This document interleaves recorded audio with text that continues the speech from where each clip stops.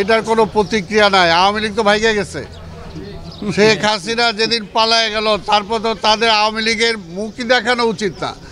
আবার বলে কিভাবে, আমরা তো বারবার বলেছি এমন একটা অবস্থা আসবে যখন আপনি পালাবেন, আবার সেটা তিনি পালাইছে। তো কাজে আওয়ামী লীগের কোনো মুখ নাই এখন দেশ নিয়ে জনগণ নিয়ে কোনো কথা বলার। আগে এই সরকারকে বলবো অনতিবিলম্বে তাদের সবাইকে বিচার আওতায় আনা হোক, শেখ হাসিনাকে এনে বিচার আওতায় আনা হোক। ওবায়দুল কাদের কিভাবে পালায় গেল আমরা জানতে চাই এই সরকারের কাছে। আমরা জানতে চাই কিভাবে বর্ডার ক্রস করে আওয়ামী লীগের যারা খুনি, যারা এই দেশকে অর্থনীতিকে ধ্বংস করেছে, তারা কিভাবে পালায় গেল।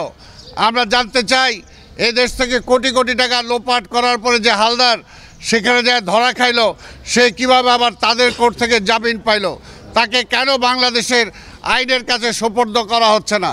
এই সমস্ত প্রশ্ন আজকে জনগণের কাজে। আজকে আওয়ামী লীগ ওই জবাবদিহি দিবে, আগে জবাবদিহি করবে, বিচার আওতায় আসবে, তারপরে তারা কথা বলতে পারবে।